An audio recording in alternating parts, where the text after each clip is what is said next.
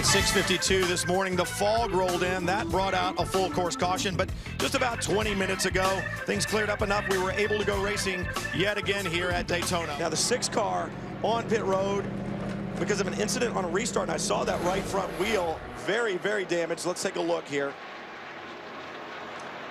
Just to go up the inside, gets on the grass, looks like he locks up the brakes a little bit, and man, True Speed Porsche really took a big hit. Patrick Pilet in the number 30, the Momo GT Porsche has gotten past Anthony Lazzaro, the 30-year-old Porsche factory driver and Carrera Cup champion, out in front, and a lurid slide onto the banking the last lap. Pilet is wringing the neck of that Porsche. This is how it all transpired for the lead. It was just a perfect execution. He came down the inside, and Lazzaro did the right thing in just, you know, not trying to do some silly defense. But and we are green. Safety car is off. Green is up. Everybody is on the button. Emil Rojas leads the field back to green in that dominant 01. It has been the strongest car throughout the course of this race, but we still have a long way to go, just under the 5-hour mark. And Jordan Taylor's been drafted in. Here we see some action down in turn 1. That's the 69. There's a couple of Ferraris. Is that? Yeah, there's another one going, third Ferrari. 69 was in the lead, driven by Mark Wilkins. Looked like he may have got a tag down there in 63. Yep, the second place car as well. That was for the lead. So there was some argy-bargy down in turn 1, possibly for the lead of this GT field. Little damage right rear on the 69. Watch this. Avoidable contact, Mark. Call it in. First on the brakes. You know, that was not intentional by any means. He was doing all he could do to save the 63. Got in too deep. But if we look back to that last time both cars, the 01 and the 10, were in pit lane, it looked like Jordan Taylor had a bit of a nose on the 01 car as they were exiting. But then we see Jordan Taylor giving way to that 01 car because the 01 car is in the fast lane. And that's a rule that is in the Rolex series, but we don't see that in NASCAR races. In NASCAR races, you can see cars 3 wide racing to the end of pit lane to try and race to that timing line. In this series, when you've got a car in the fast lane, and even though you might be a little bit ahead of them, you've got to give way to that car. All right, thanks, Matt. Problems on track for the 02. Stopped. Wow, and they needed yellows to claw their way back, and it looks like they may be creating one here. Dario Franchitti behind the wheel, and we get that yellow. Don't see any damage or anything major, Dorsey, so. Ryan Hunter-Reay was able to hold Pruitt off heading into 1, but as they came back onto the banking, Ryan Hunter-Reay slides a little high, and once Scott's underneath him, it's done. Yeah, I mean, the car, we're talking a lot about the top end advantage they have. It's not all there. But look at the GT battle in front of him. Ambrose gets pinned up behind, wants to go low. he just absolutely pinned is the word. He thought the 64 was going to not get into the altercation there, sort of with the BMW, and absolutely trapped down there. God, that must have been so frustrating. Great job. Look at this, after 23 hours of racing, we have side-by-side racing for the lead in both categories. It doesn't get any better. Lazzaro, who took that shallow entry to that final corner, and here we go, 3 wide, down to the bus stop chicane for the lead in GT. Who's gonna Oh, that's tight.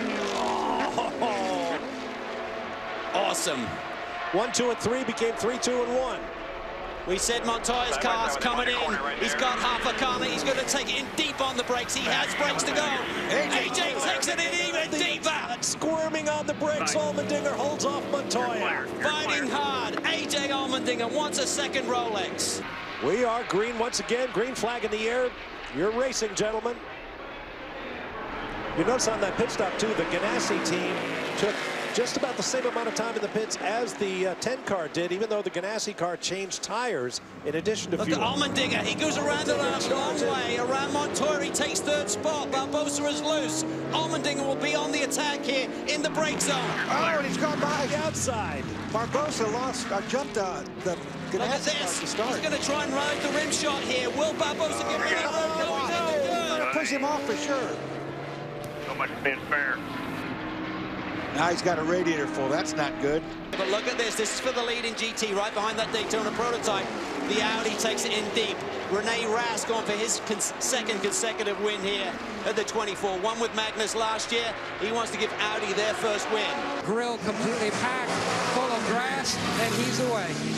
I'm surprised they didn't take a splash of fuel there, unless I didn't see it, Matt. There was no fuel, right? For second place, Max Angelelli running 14.5 seconds behind Juan Pablo right now. It really comes down to fuel mileage as far as I can see. It's extraordinary how this race has come down to such close finishes in recent years. Here comes the leader in class, the 24 WeatherTech Audi, for a splash. This is going to be tight. Leader Juan Pablo Montoya pits at the Ganassi garage. And that's Trevor Montgomery on the fuel rig there. He's putting in 4, 5, 6 seconds of fuel right now. It's going to be, that was 8 seconds of fuel going into the car. This is the race right here. Max Angelelli ducks it down the pit lane. Going to put it back in the hands of Montoya for victory. As Juan Pablo Montoya brings Chip Ganassi Racing with Felix Sabates and their BMW Riley to victory at the Rolex 24 again. 5-4-8. And there is your winner in GT, Felipe Albuquerque, in the WeatherTech Audi from Alex Job Racing. High fives all around. What a performance. Scott Pruitt ties the legendary Hurley Haywood. There's celebration donuts from Felipe. What a great day for that team. Audi are here. 1-2 for Audi. And there's your winner in GX. The Napleton Porsche Cayman in the hands of David Donahue has driven a long, long time to end this race. Will pick up the first victory in the new class. 74 lead changes. That is a new unofficial record.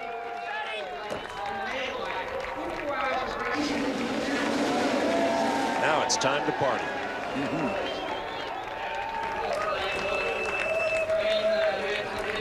And out come the flags. 22 nations represented in this year's driver lineup at Daytona.